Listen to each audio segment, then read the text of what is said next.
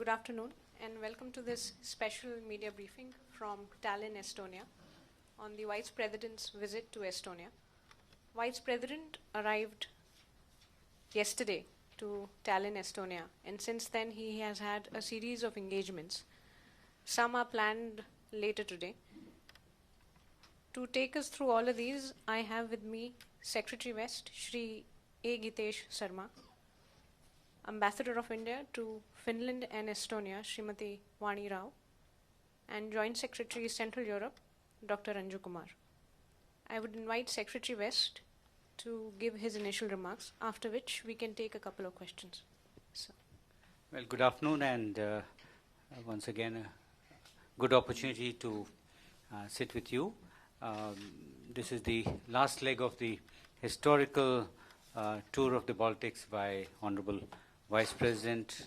As you're aware, Lithuania, Latvia, and now Estonia. It's really continues in the same spirit. This visit was long awaited. There has been tremendous response at all levels to the visit at such a high level. Whatever we saw in the other two countries of the Baltics, it continues here, that sentiment that they were waiting for Honorable Vice President for a very long time, and they want us to engage with them more intensively over a long period of time. One of the important elements I should mention is Estonia will be a non-permanent member of the United Nations Security Council starting with 1st of January 2020. So that makes it, from our angle, exceedingly important to engage with them. We ourselves will next year be contesting the a non-permanent seat, and we hope to be part of the United Nations Security Council. So there would be a time when both India and Estonia would be together on the UN Security Council. So close understanding with Estonia is in our interest. Today, Honorable Vice President, apart from the ceremonial aspects, he had a tete-a-tete with the President of Estonia, and then there was the delegation level talks. Honorable Vice President also engaged with the Prime Minister of Estonia. There was a very gracious lunch hosted by the President of Estonia. So it was a very intensive morning. Take out the ceremonial aspects, take out the lunch element, which is standard in this. But in all these engagements, these where they were together, the leaders, they really, were very, they were unanimous. They were in agreement that this visit is really a turning point in our relationship. We need to go further, faster, more intensively. We need to work together. The usual sentiment, which, as we said in the other two places also, that the Estonian embassy is already operating in India and has contributed a fair bit to intensifying our relationship. But at the same time, the Estonians feel that there is a need now for India to be here and to open a resident mission.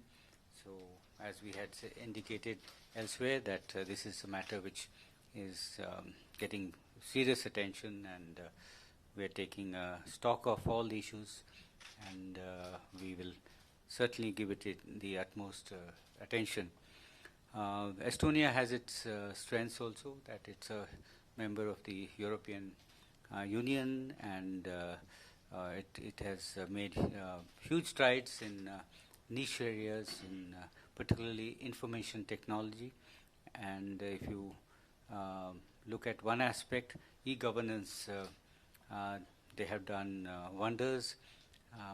Sometimes relatively smaller countries, they are more efficient, they need to be more efficient to utilize the limited resources, human and otherwise. And this is a prime example of a country which has done extremely well.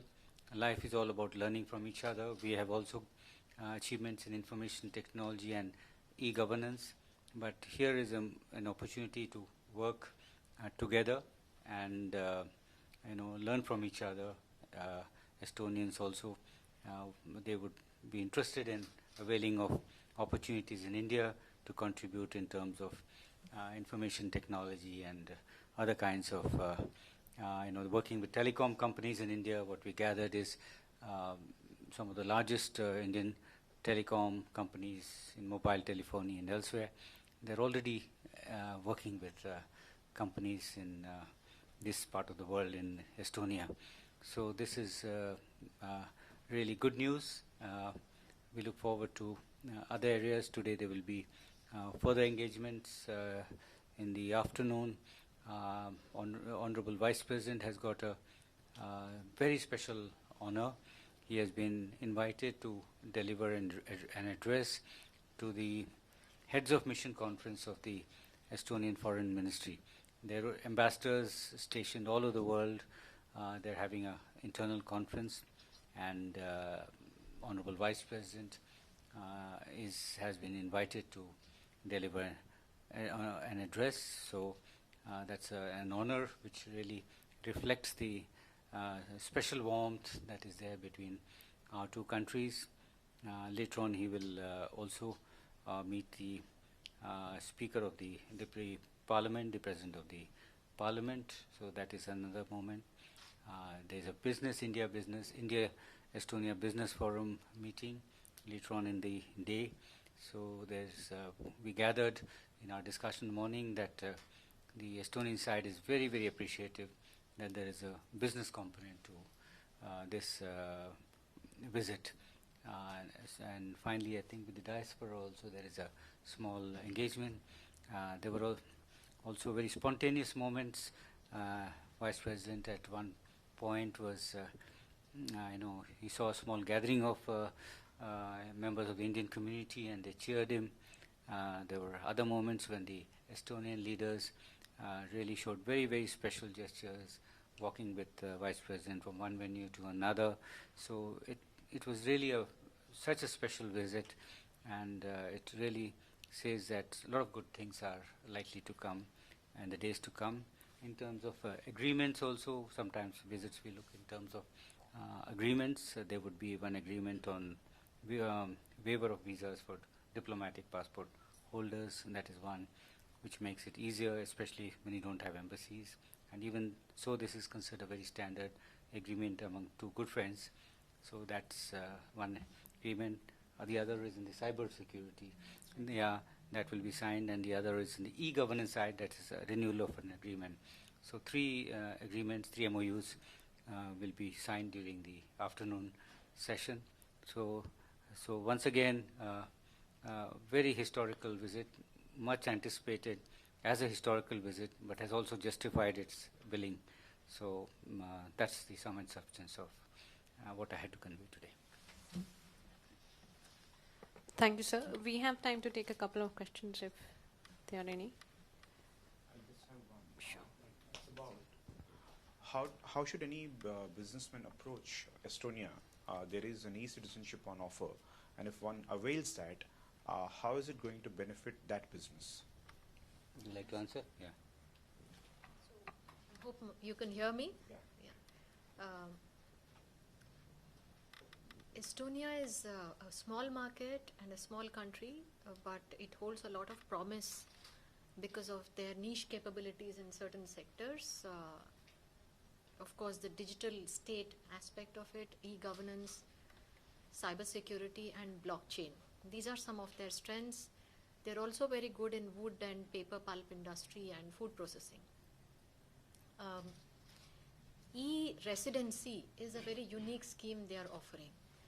And it is a way in which a foreign entrepreneur, essentially small, medium entrepreneurs, can register their business in Estonia and pay taxes and do business in this part of the world. So once a company is registered in Estonia through e-residency, the Indian company can make a foray into the Nordic, Baltic and European markets. It's not citizenship, and it's not a visa either.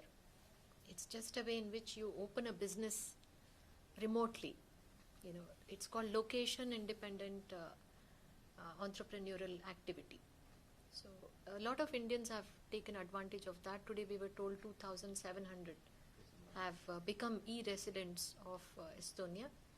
The other way in which they can take advantage of the Estonian market, of course, is to visit Estonia. Like we now have the business delegation. It is the biggest since we have established diplomatic relations.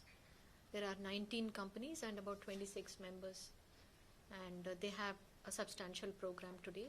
Likewise, we invite the Estonian businesses also to visit India for the India-Europe 29 Business Forum and other events.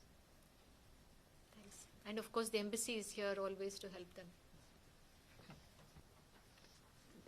I see no more questions, so this brings us to the end of this special briefing. Thank you so much for joining us.